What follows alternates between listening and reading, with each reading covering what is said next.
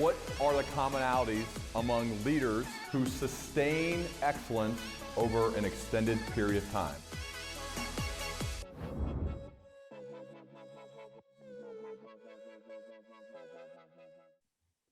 All right, Erin Meyer, good to have you here joining us from Paris. Appreciate you being here on the Learning Leader Show. Welcome. Nice to be here with you, Ryan.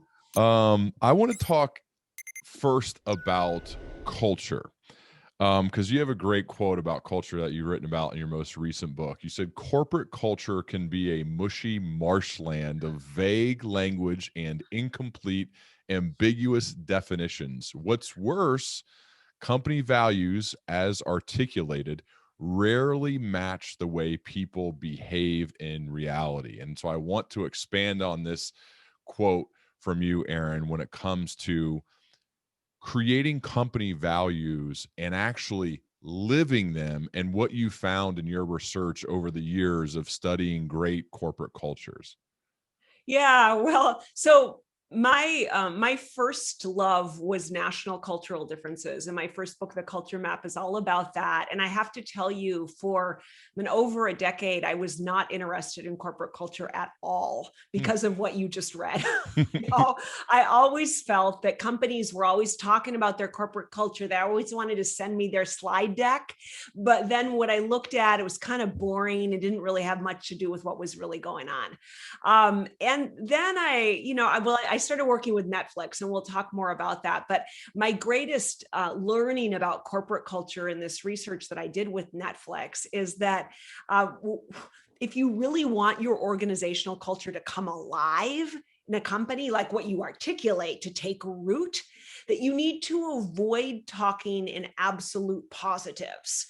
Like, what would be a good opposite to saying we value integrity?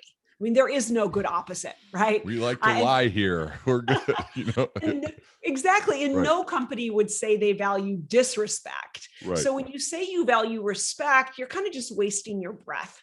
And what I found instead, and I've actually become very interested in finding these like rare companies that really talk in dilemmas. So they look at the tough dilemmas that their employees are facing on a daily basis, and they tell them which way to turn. Like, do we value security, or do we value high performance? Because those two things are in tension with one another. Or do we value candor, or do we value being comfortable? Right? And it's when you really look at those kind of tough dilemmas that the employees are facing on a daily basis and say, you know what, when you come across this dilemma, turn right or turn left. That's when it really starts to kind of impact the way your employees are behaving, and then form the actual culture of the organization. So I remember when I first read the Netflix culture deck. I think it's 127 slides, originally intended only for internal use. And Reed Hastings, the CEO, shared it online about 12 years ago, 2009. And Sheryl Sandberg said that it was, quote, the most important document ever to come out of Silicon Valley. High praise. And you said that you loved the deck for its honesty and loathed the deck for its content. Please say more about that. Yeah, well, I was pretty shocked the first time that I saw the Netflix culture deck. There's one slide in it that says adequate performance gets a generous severance. And that shocked me because we had been spending so much time at INSEAD, the business school that I teach at, been spending so much time looking at the idea of psychological safety, right? But it's on everyone's lips these days, right? How do we create an environment where people feel safe? And here was a company that wasn't talking about psychological safety. They were saying either you perform at a high level or you get kicked out on the sidewalk. Right. And there were other things in that deck, like at Netflix, our vacation policy is take some, right? Or at Netflix, our expense policy is act in Netflix's best interest. And I didn't have anything against those things. I just couldn't imagine how in a real company with thousands of employees, those things could actually work. Yeah, so I was a little shocked and also puzzled when I saw that deck. What is it about that you thought? Because it like caught fire. I mean, I remember being emailed and spread from so many people. Have you seen this? Have you seen this? Look at this. Watch this. And then it got shared at my company. I remember saying we should be like this. And then there was 100 and some slides, and I thought, this is okay. This might be hard to do. Like, what was it about it that you thought caught fire? Because there's a lot of decks out there that say things, and this one though seemed to spread like wildfire and went viral before things kind of went viral, especially a PowerPoint deck. Yeah, well, this is a company that tells the truth. Mm-hmm. And I think that that's so remarkable when it comes to corporate culture. A company that actually says not, oh, we really value high performance and we're going to make sure that you all feel secure and comfortable. Right? Which are what most companies do. They want one kind of culture, but they also don't want to tell the truth about the negatives that come along with any choice. Right. And here was a company that dared to actually say what they believed in and to say it boldly. And, that's what everyone got so excited about. And it excited me too, so much that I wanted to actually finally study a corporate culture. Well, speaking of that, on May 31st, 2015, I believe it was a cold email from Reed Hastings. Reed Hastings is the CEO of Netflix. What did his email say? Oh yeah, well, that was actually quite funny because my first book, The Culture Map, had come out not too long before, and I had a small publisher. It was kind of like, say, a slow starter. Mm-hmm. So not at the beginning, not a lot of people were reading it. And I remember, I don't know, Ryan, if you check your emails from bed, but I wake up in the morning, the first thing I do is look at my emails. Oh, we're supposed to say we don't do that, Erin. We don't look at our phone for hours. Yeah, I know. I do too.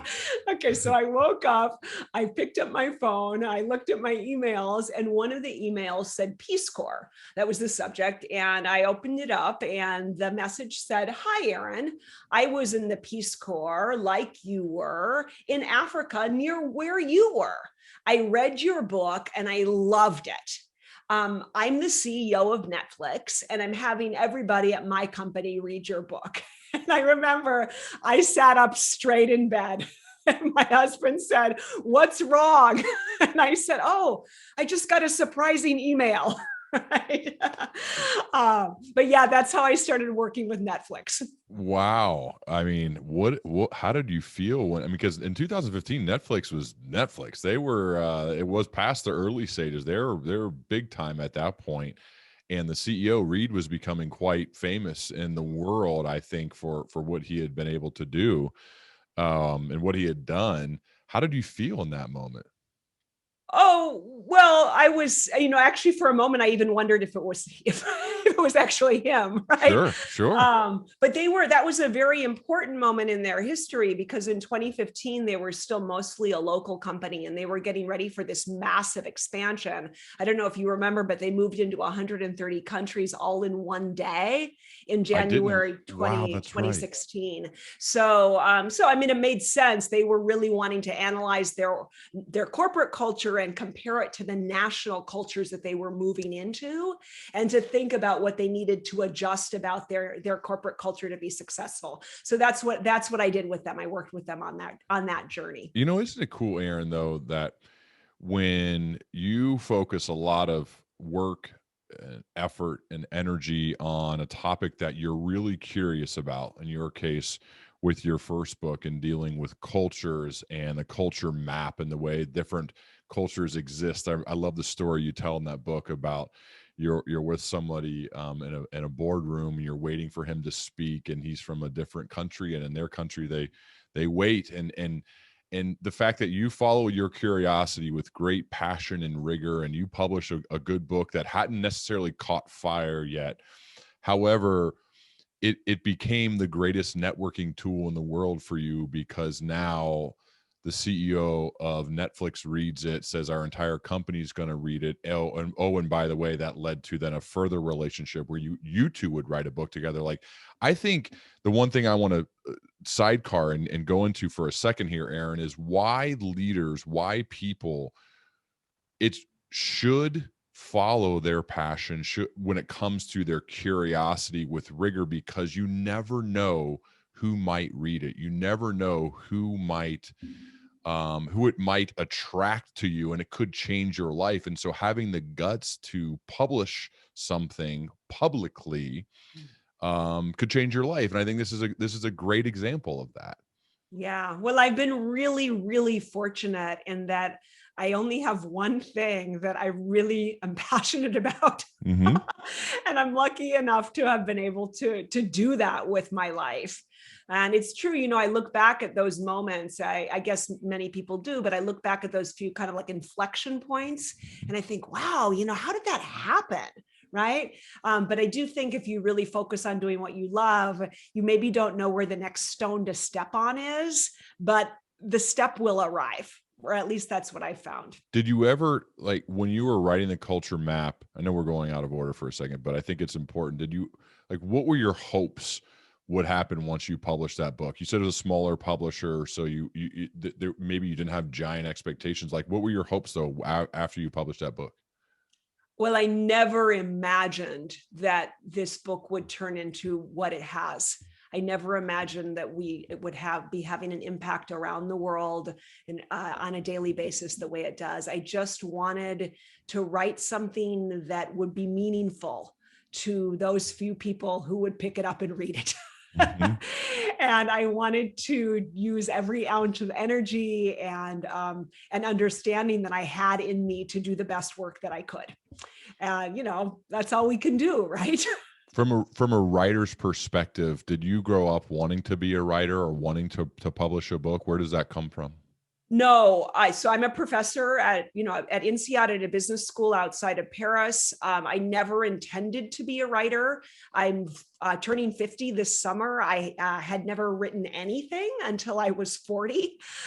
So no, I didn't have that idea. I always wanted to be a professor, a teacher, a speaker. That's my love, is being in front of large groups. And at one point, I just realized that I really had something to say that hadn't been written down, and that I could only reach so many people by teaching my classes.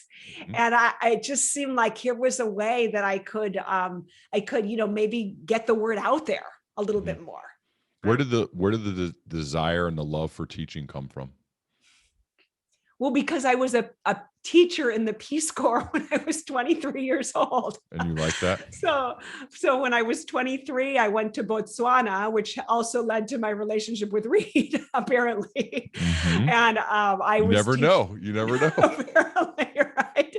I was teaching classes of 75 Peace Corps of 75 junior high school students every day. And I didn't have any training. And I think, junior high school students have a lot of energy and they're impatient. So I had to really figure out how to be as captivating as possible. And, I use those skills every day now, but just in a little bit of a different context. How does that differ from what you do now? It's the same thing. Is it? But wait, by the way, now I speak to thousands of adults. There, I was speaking to 60 junior high school students, but I would say all in all, their attention span is about the same length. Tactically, how's it been over the past year? Oh, you know what? I have to say that I'm very thankful to have been able to find a medium that seems to actually work very well. Like Zoom, or you're doing them online, or how do you do it? Yeah, every day I'm on Zoom. I teach my long classes on Zoom. I give keynotes on Zoom. And of course, it's not quite the same as being in the same room as people. But I have to say, from a personal note, I am a mom and I used to travel nonstop. Mm-hmm. So it is wonderful to have found, accidentally, that there is actually a way to reach thousands of people and still not travel nonstop. Right. As an American, what made you want to move to overseas? And now it's been 20 plus years living in Paris or outside of Paris. What's made you want to go, and what made you want to stay? Well, my husband is French, so you're there. That's basically it. I Yeah. met him in Minnesota when I was a young woman, and he was like the only French person there. Mhm. And we moved back to France together. Yeah, 21 years ago. Wow. And how is it? Yeah, great, fine, just like Minnesota. Yep. Paris, Minneapolis, same thing. Seems a little different. Seems different, but I've spent time in the Paris airport, but I've not got a chance to venture into the city yet. I hope we can do that soon, but it might be a bit, I think, before we're there. So I want to get back to some of the topics that I've taken notes on when it comes to No Rules, Netflix and the Culture of Reinvention, the book you wrote with Reed Hastings. So we've heard this Steve Jobs quote about connecting the dots, and this is a big theme within this book. Can you share how leaders can connect dots, whether it's looking backwards or looking forwards, and why that matters to think of that metaphor when it comes to leadership? Yeah, because as we talk about what this whole story that came from Reed Hastings at Netflix, it's going to sound like it was all done with a lot of intention. And of course, when we look back at it, it seems like, wow, this guy was this like amazing visionary. And he had this wildly perfect idea about how to build a business that was totally different than what everybody else was doing. But that wasn't actually the case. Of course, it was more like a little thing happened, which made him realize something, which made him try something out. And then again and again and again. So that's also how I was doing my research. I conducted 200 interviews at Netflix. I spent about 75 hours with Reed, and I was hearing all of these like totally wild, crazy, and controversial things that are happening at this company. And I was trying to figure out, what are the dots and how do we put those dots into a methodology that people can actually follow and understand. And I guess all businesses in one way or another do develop like that. Mm-hmm.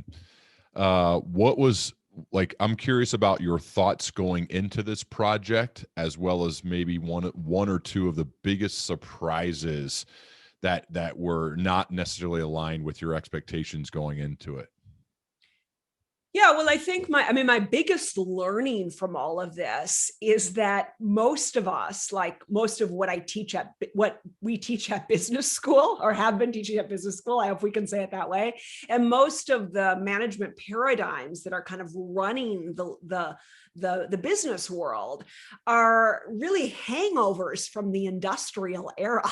And what I mean by that is that during the industrial era, of course, we were all obsessed with error prevention, consistency, and replicability. And of course, if you are running an automotive plant, those are the things you should be obsessed with. Mm-hmm. And in today's world, still, if you are working in a manufacturing environment, those probably are your priorities. But in a growing number of organizations and teams, departments today, the number one goal is no longer error elimination, right? The number one goal is fresh thinking, innovation. How can we create an environment where we are more flexible so that when something like COVID hits us, we're able to change direction quickly, right? And that requires an entirely different way of thinking. And that's why many of these principles that we're going to talk about seem quite shocking, because they're so against everything that we learned during those 300 years of the industrial era. And what is it about Reed that you think helped him figure out and connect these dots as he went? Because yeah, I agree with you. When you look back, we can kind of create this perfect story about how we saw the future and we predicted the future, when in real life, it's usually a lot more messy. It's usually a lot of iteration, trying stuff out, stuff failing, iterating on that, surrounding yourself with great people is critical, which we're going to talk about in a second. But like, what was it about Reed that you think has made him go from someone who knew to mail DVDs to your house, which sounds like it's okay, this could work, to what we have now, that Netflix essentially rules the world of entertainment? Like what was it about him, or what is it about him that you think has helped make this happen? Yeah, it's because he had another company first where he did it totally differently. He did it like the industrial era, right? So his first company was this organization called Pure Software. And that was, like most entrepreneurial companies at the beginning, it was just a small group of people who were running, let's say, kind of like fast and loose, right? So they didn't have any rules or process that were driving the way that they behaved. They were just using their brains to make the best decisions that they could at every moment. But then the company started to grow, right? And as it grew, complexity increased. And as it increased, some people did stupid things and some people took advantage of the freedom. And Reed responded by putting in place, like most companies do, right, a lot of process and rules well, his idea was, if we could eliminate error, just think how good we could be. Right. So employee handbooks telling people how they could travel, methods trying to make things super efficient. Right. And what he realized during that process was that, as he says, if you dummy proof the system, only dummies want to work there. And what he found was that his really kind of most mavericky, creative thinkers, they left the organization as those processes were put in place, because those people wanted to work in an environment that they could run free, right? That was a little bit kind of like messier. Right. And the people who were really good at following process, they got promoted into senior positions, but they weren't the most innovative or flexible. So the company stopped innovating. And then when the environment shifted from C++ to Java, at that moment, they were not flexible enough to change with it, and he had to sell the company. So with his next company, which was Netflix, he had these really overriding lessons. And the first one was employee freedom breeds innovation, right? And the second was organizational process kills flexibility. And those are really like kind of the grains, the roots that were planted that then grew the level of innovation and flexibility that we see in Netflix today. Do you think this mantra or mentality could work in a world out? Because Netflix has to be creative more so than probably most companies, because they're actually now writing original content, making their own shows, movies, not just licensing them or buying them from those others, but doing it themselves. They have to have highly creative people who have an eye for what's going to hit. I know the story about Stranger Things is a really good one that I want to talk about in a second, about how that whole show came together, because it was one of the first, I believe, that actually Netflix made from start to finish. But think about a company outside of the world of entertainment or out of content creation. How does what Reed Hastings believe, how could that play into any other normal company? I say normal, but you know what I mean? Any other company outside of the world of creating content or being a media / entertainment company? Yeah. Well, the methods that we outline in the book and that you and I are going to talk about, right? I mean, those methods are applicable to any environment where innovation is more important than error prevention, right? And that's the question. I mean, it doesn't have to be like a whole company. It could just be a department, right? But for any of our listeners who are in a management role where they're thinking, oh gosh, we have to be more creative, we have to be more innovative. How can we innovate faster? Right? Then, of course, the next question is, okay, well, of course, I want to reduce error. Is it more important for me in my department to eliminate error, or is it more important to increase innovation? Because those two things are in tension with one another. right? Mhm. I mean, innovation is all about kind of trying things out, thinking in creative ways, whereas error prevention is about stamping out anything that goes a little bit wrong, right? Mhm. So then we can, I mean, I'll give you an example. I work with Michelin tires here in France, and most of that company, their goal is error prevention, right? Mhm. That's an industrial era company, we could say, right? Safety critical. So we better hope that they are focused on error prevention if Mhm. we're driving on their tires. And in those parts of that company, I mean, these methods that we're going to talk about, I don't think, I mean, Reed used to joke that we should put a sticker on the front of the book that said, if you are in a safety critical environment, do not read this book. Right? But there are other parts of that same company where they really need to be more innovative. They need to think of, all sorts of crazy new products, crazy new ways to innovate for the future. And those specific departments certainly can benefit from these methods. So you don't have to be a TV company to want to be creative. A lot of us have learned, we have to be more creative faster, right? So I want to talk about a high performance culture and the fact that performance is contagious. And you cite some research done by Professor Will Phelps from Australia. He conducted a study demonstrating contagious behavior in the work environment, where he created several teams of 4 college students and asked each to complete a management task in 45 minutes. And these are the teams who did the best work would receive a financial reward.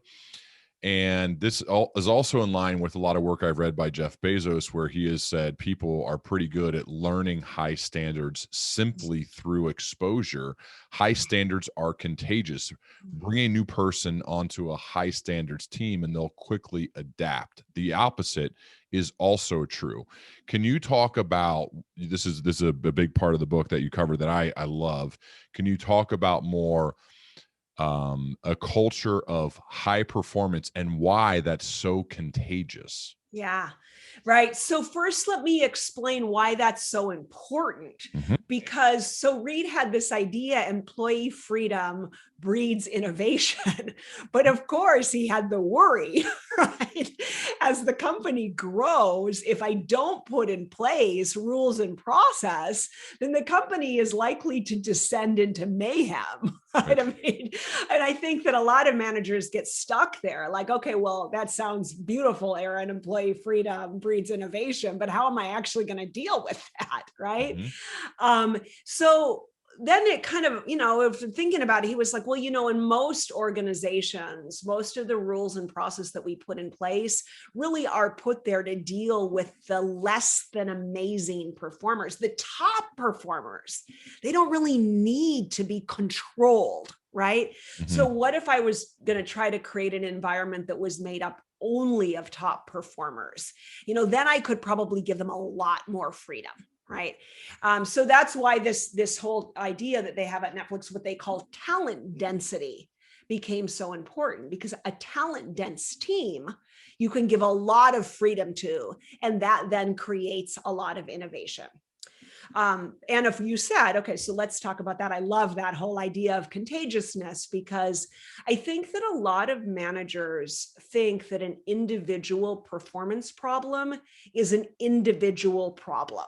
Right? Like, okay, like Ryan, if you're on my team and you're like just kind of like not a great performer, right?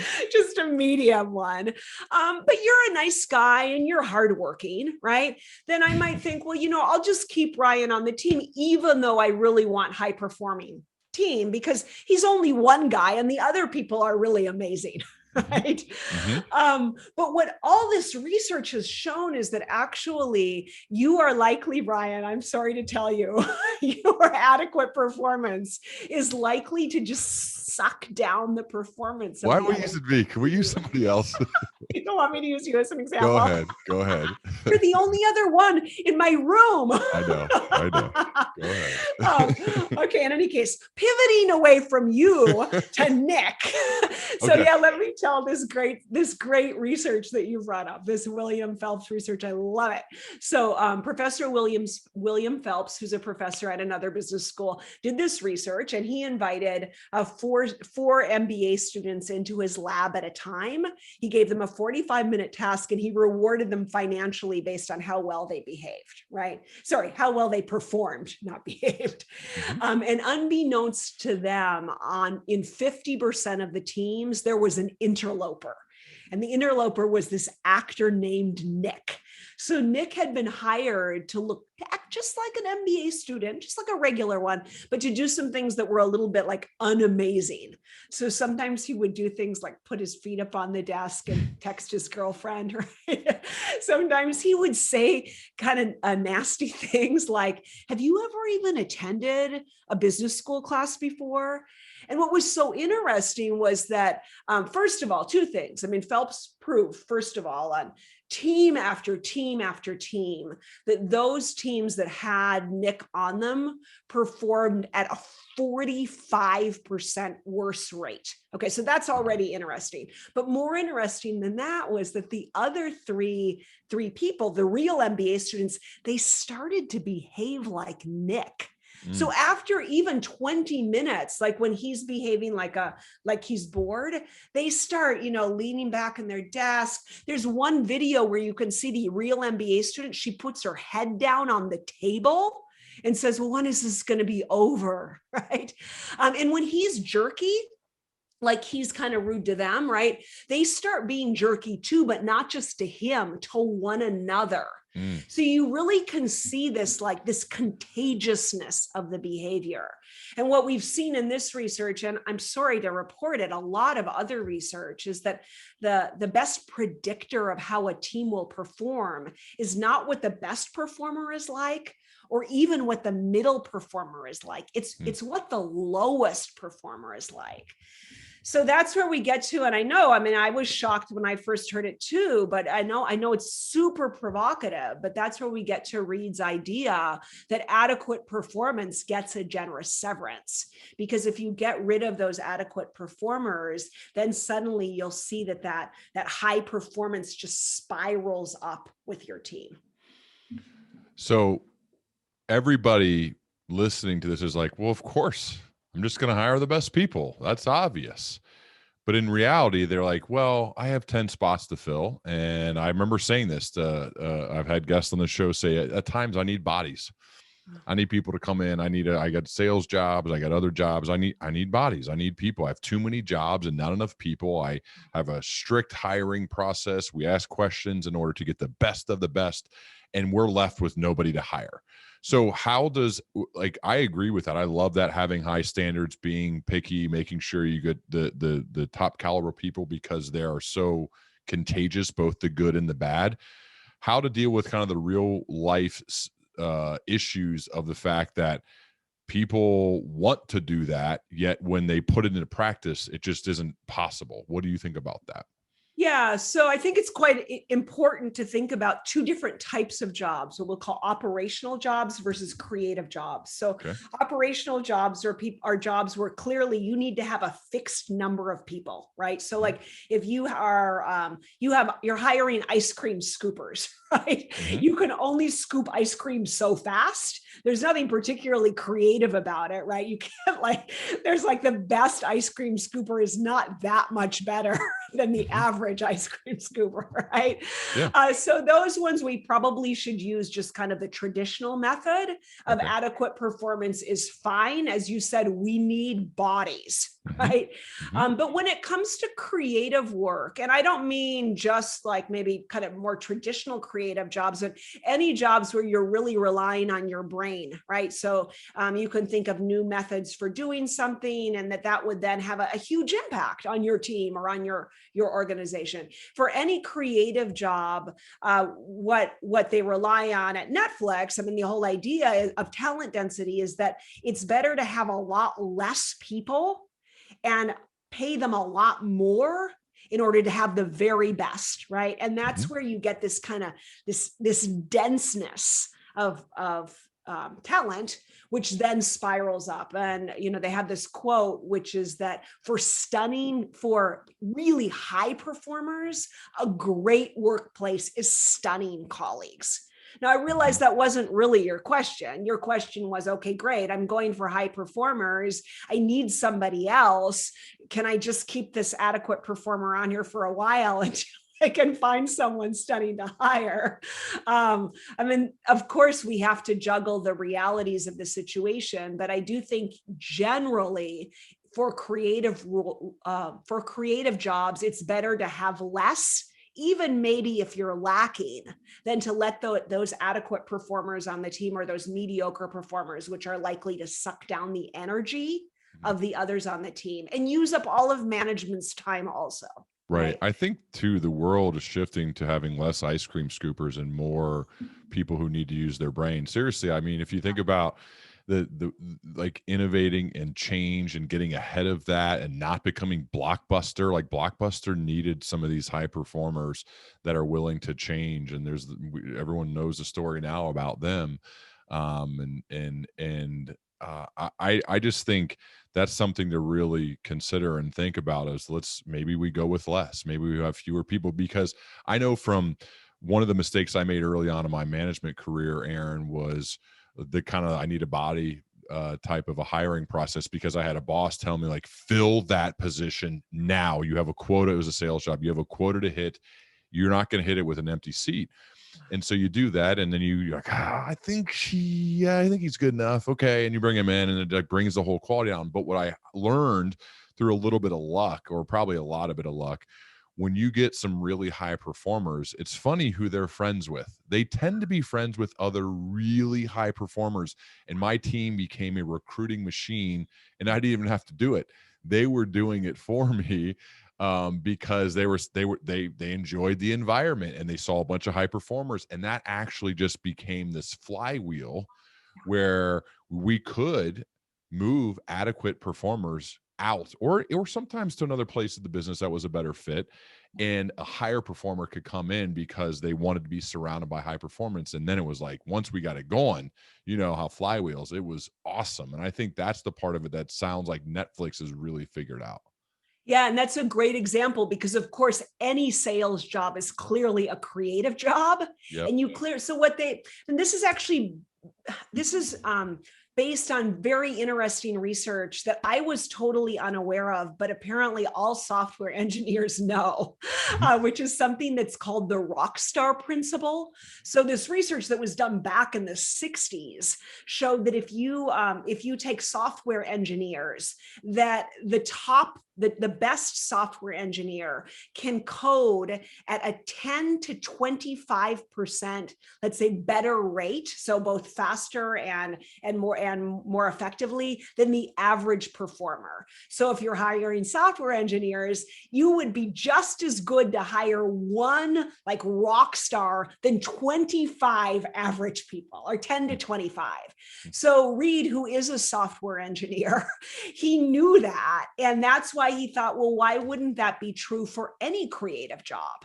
And we can really see that with a sales job, right? You know it, Ryan, right? If you have a really great salesperson, that person can easily bring in 10 to 25, maybe even, 250 times the value to your organization than just a medium one can. Yeah, I think that's a critical component. So one of the topics we teased earlier in this conversation, Erin, is that of candor.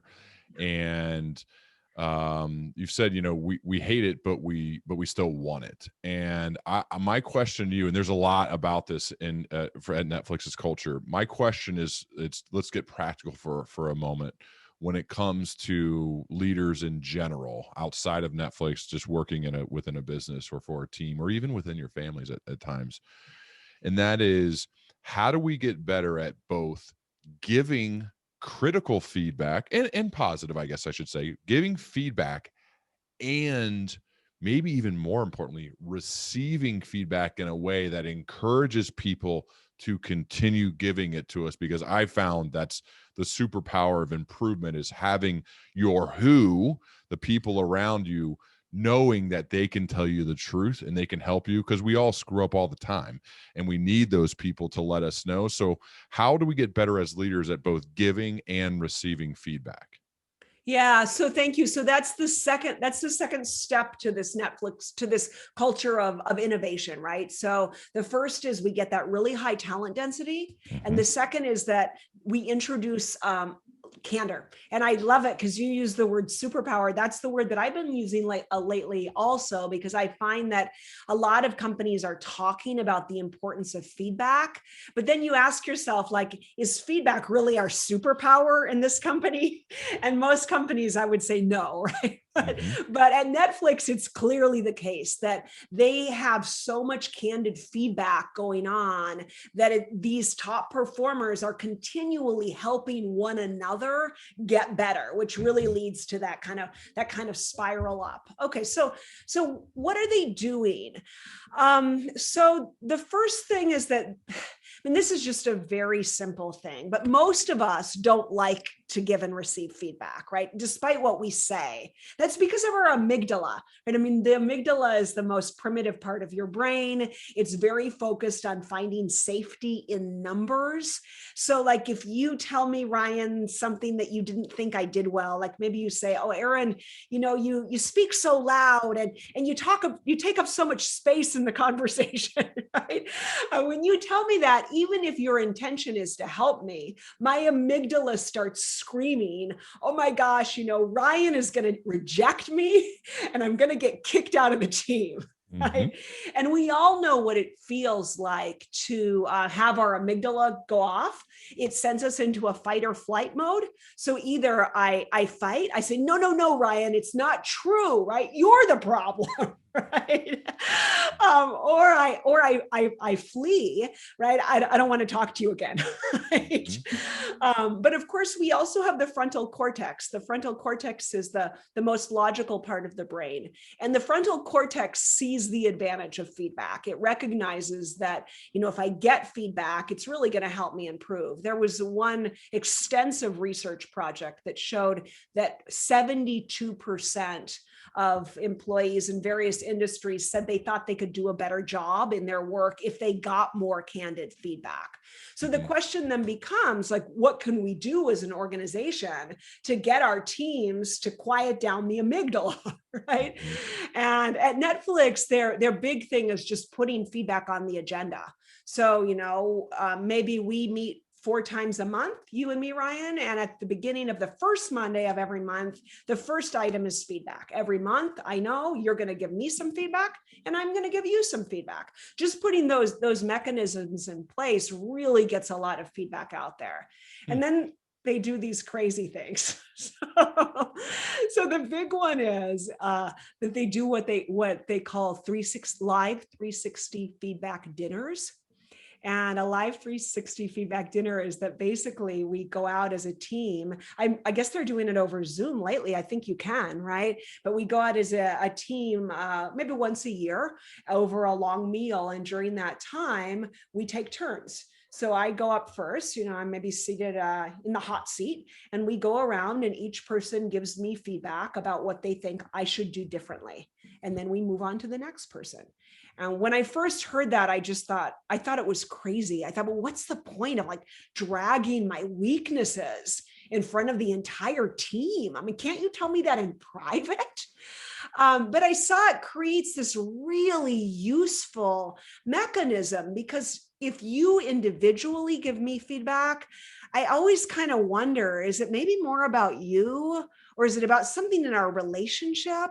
But when we're in a group like that, it makes it very clear, that one issue is just about me and her, but there's another theme that's clearly what everyone feels I need to be working on. So I find this very valuable. I actually started doing them with my own teams here at INSEAD. I recommend it. Wow. I would love to sit in on one of those.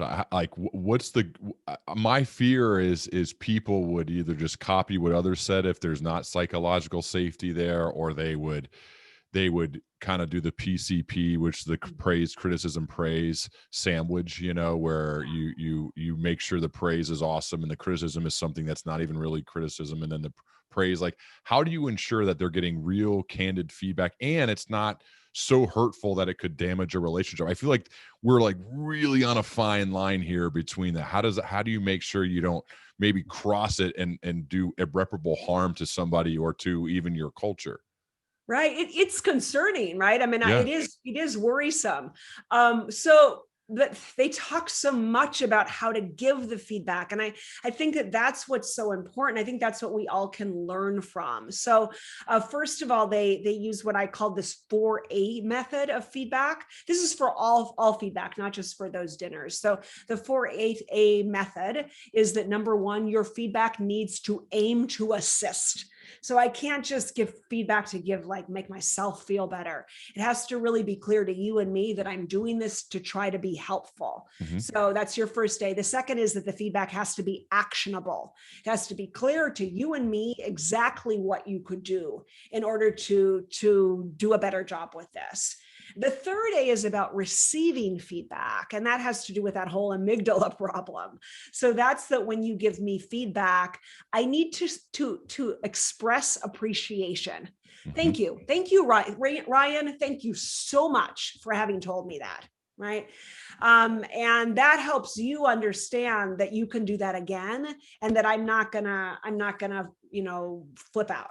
Right. Mm-hmm. And then the fourth point is that you can accept or decline it. So you don't have to do what everybody is suggesting to you. If you really get a feedback culture going, you're going to get a lot of feedback on a weekly basis, but that doesn't mean you have to take on all of it. Mm-hmm. You can decide what you actually believe you need to be working on that. And everyone knows that.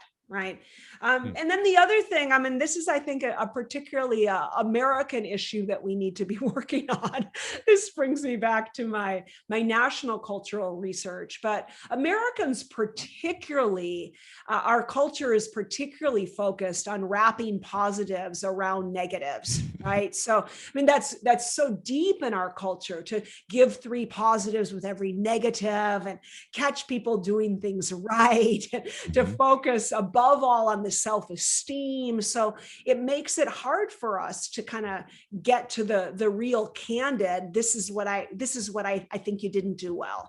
So, I mean, the guideline that I would recommend is that if you do these 360 feedback dinners, for example, is that you say to the team, okay, 25% of your feedback can be actionable, positive feedback, like please continue doing this. But 75% of the feedback needs to be, something that we can do to improve. And just putting those guidelines on then helps us all do a better job. I love that those actionable steps of the 4 A's to it, right? Aim to assist. It's got to be actionable. It's specifically when it comes to receiving feedback. When I think of the great bosses versus the bad bosses I've had, the great bosses were really good at this. They received it really well, and it made me want to be better at receiving it from them. And the bad ones, you couldn't even say anything because they let it be known that they were not going to receive it well. And those people, that's probably why they were bad boss. And then you can accept or decline it. I think of, you probably had this, not a new idea, but one I've copied when it comes to writing books, is to create a challenge network. And these are the people in your life who you respect them enough that you are asking them to be critical of your work, and they're welcome to say what's good about it, but you care more about what would they cut. And so I send early manuscripts of my book to people in that challenge network and explicitly state, what would you cut? What would you cut? You're welcome to compliment me here in a separate email, but this email, one here that I'm getting back from you, we're going to have a phone call too, is only about what you would cut and why. And I found that I love those friends. I truly have a place in my heart of love for those people who have the guts and the willingness and the ability to provide that feedback, because I say it's about making the work better, which then could impact people all over the world, as we've talked about the importance of publishing books here, Erin. And so that's what we're trying to do here. And I really appreciate that. And I found when I kind of stayed up front how much I value them, and then afterwards kind of go over the top with my gratitude towards them, because I really mean it, but make sure that they feel that they're more apt to continue to challenge me, to continue to be critical of me. And that in turn makes me better and makes the work better. And I like that loop. I think that seems to be a better loop when it comes to feedback. And those people too, I love them. I value them so much. And I think that seems to be a process that I've learned from others that seems to work okay. Yeah, well, it's a great example. And what I was thinking as you were talking is, oh, Ryan's developed a really tough skin. I mean, I don't know. I don't think my skin is that tough. I had these situations at Netflix. I think I want to tell one of the stories so you can kind of see kind of how extreme this gets. But when I was first working at Netflix, before I started doing the research there, the first time I went there, I gave a presentation at this big leadership conference. We were in Cuba, and there were about, I don't know, maybe 700 people in the audience, and I gave them a task, and I came down from stage. So they were working in small groups, and I was walking around. And I should add that I had been kind of nervous because this was brand new material. I really wanted it to go well. So my heart was kind of like really in it, right? Yeah. And I was walking around, and I saw this one woman who was in the audience, and she was talking to her colleagues this really animated way. And when she saw me, she beckoned me over. And I came over, and she said, "Erin, I just want to and I should say that one of the rules at Netflix, or one of the guidelines, is you should never say about somebody what you wouldn't say to their face," right? So that's what she was doing, right? She saw me, she was talking about me, and she followed the guidelines. She called me over, right? And then she said to me, she said, "Erin, I got to tell you, the way you're facilitating the discussion from the stage, I believe is totally undermining your point, because you're talking about cultural diversity, but then you're asking for volunteers, and only the Americans are volunteering," right? And she said, "You got to fix this fast." Right. And this was the first time, that anyone had given me a feedback, candid feedback, right in the middle of a presentation. So at first I was kind of stunned, like, what? You're telling me this now in front of your colleagues? But I had about 2.5 minutes before I had to go back on stage. And that 2.5 minutes was enough for me to come up with a different method for how to facilitate the discussion. And when I came back on stage, I said, okay, great. Let's start with the group from Brazil, and then we'll go on to Japan. And I actually think that she saved my presentation. So we really can see here both that candor is uncomfortable, but it's also really useful once we get that muscle built up. I love it. I think part of the thick skin probably comes from having a background playing football growing up, and in high school and college. And it was very normal to just get ripped to shreds in front of my teammates every day, especially when we watch film of practice or the games. You throw enough interceptions as a quarterback, you develop some tough skin because you're just getting destroyed by your coaches. That's very normal for me, so I'm used to it. One more question about from a leadership perspective, Erin. When you think about your career and the leaders that you've spent time around, some remarkable people, and you're still like right in the midst of all this right now, what have you found to be some of the common themes and or behaviors of leaders who sustain excellence over an extended period of time? Well, I think the number one, well, it's not the number one, but humility. I mean, that's what was so fascinating about working with these leaders at Netflix, is that, these just people with really amazing amounts of accomplishment and power, but just this huge amount of humility and curiosity to learn. And as we've been saying, my main love is national cultural differences. I mean, there's nothing worse than when I talk to someone who says to me, "Oh, you know what, Erin, I don't really need to talk about national cultural differences because I've been working across cultures for a lot of years now." I mean, when someone says that, you just know, oh my gosh, he doesn't know anything. Right? Because when it really comes to these tough principles, we never stop learning. Right? We never get to a point that we've mastered it. And I think that's what we can see from real leaders, is that recognition that we always have so much to learn. Love it. One more question. Now we're up against the clock. You also are a person who has helped so many people over the course of your career. I would imagine you get peppered with advice questions constantly. And so I'm curious, when a young, ambitious, growth-oriented, curious person shows up at office hours or emails you or has a Zoom with you, what are some general pieces of life/career advice you give to them? Yeah, well, I'm going to twist your answer since I know we're running out of time, and I want to make the third point about the book.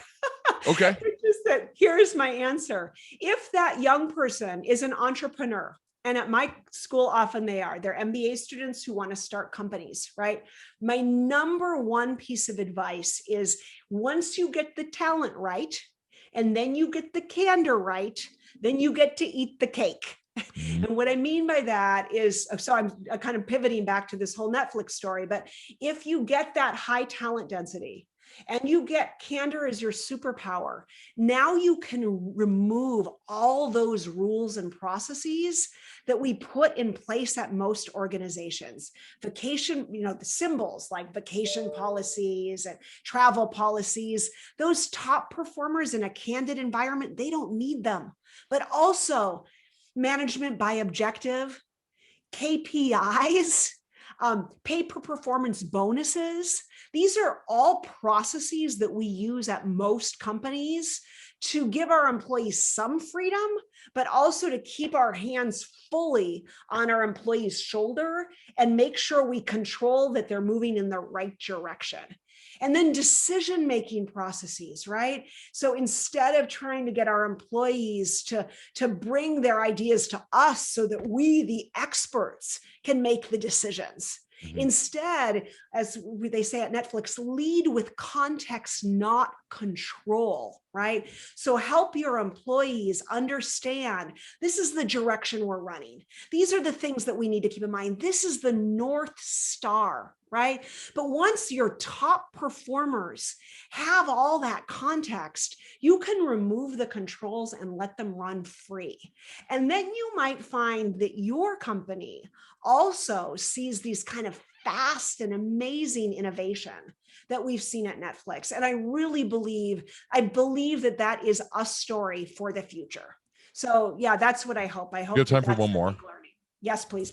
One more that follows up with that, because I read that when you and Reed agreed to collaborate on this book, you asked him, like, how would you have time for this? How are you going to find time for this? And he said to you, quote, "Oh, I can give this pretty much whatever time you think it will need."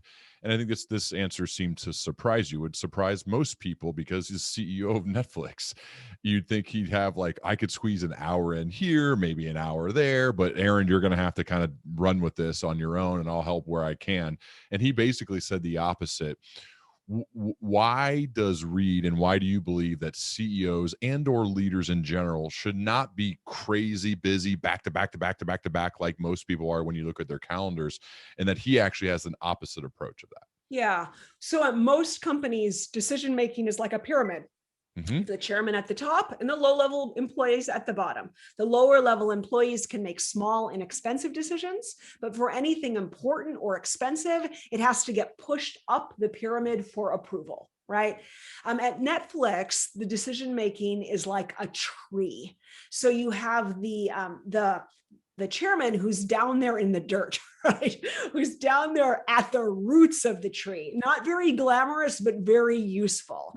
And that chairman, she's sitting there, creating the direction, right? These are all the contexts that we need to keep in mind as an organization as we grow. Right. And then you have the top executive team who's at the kind of the low trunks of the tree. Again, setting more context for those people in their departments. But the real decision makers, those are the lower level managers who are there at the leaves or the outer branches of the trees. And those are the employees who are making the multi-million-dollar decisions every day without needing approval from their boss. At Netflix, they say, don't seek to please your boss, seek to do what's best for the organization.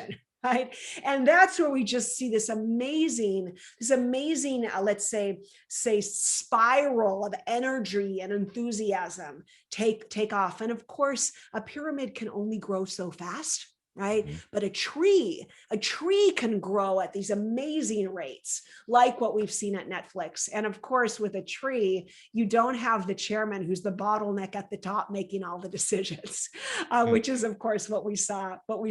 Why Reed? And he said that to me again just a couple months ago. Don't worry, I'm not very busy. Right? Really? That is the opposite of pretty much every senior leader that I talk to. Well, it's a lesson, right? Because I think the question we can ask ourselves then is, if I'm really leading with context, not control, then I should be able to step back and let all those people in my organization make the important decisions. It only happens with talent density, though. And I heard he goes on at least 6 vacations a year. Is that right? Well, yeah, but that's for a different reason. That's because the vacation policy is take some, right? I mean, there is no vacation policy. And of course, if there is no vacation policy, then the employees will look around them for leadership to see how much vacation they should take. So Reed tries to set an example of taking a lot of vacation himself and talking about it a lot. Really? So that other people in the organization see, although there's no policy telling me what I should and shouldn't do, leaders are expected, and I want to be a leader, right? Leaders are expected to take big vacation here. So that's part of the context setting. I think that's a really critical point, because sometimes I've read a lot of like the negative aspects of not having a vacation policy where people basically never take vacation because they look around and they look lazy and the leaders never take vacations. But in his case, he's leading from the front, as in they're going to look to him to see what he does, or if someone has a baby, like how are they treated? How much time do they take off? You're going to look to them, and that's what you're probably going to follow if they're a senior leader. So that's critical. Like, I think it's also deals with the weight of your words and your actions as a leader. They're watching. You may not even feel it or realize it, but they are watching closely and listening closely to what you say and what you do, and will probably mirror and model their behavior after. So if you have no vacation policy and you work 365 days a year, get ready. Your employees are probably going to quit at some point because they're just going to be tired of it and they're never going to take vacation. Yeah, and that's what I found in my research. I was looking into other companies who had gotten rid of their vacation policy, and I came across several where the CEOs, smaller companies, right? But the CEOs had tried it. Mm-hmm. They tried removing vacation policy, and then they said, well, it didn't work. I didn't take any vacation and no one else did either.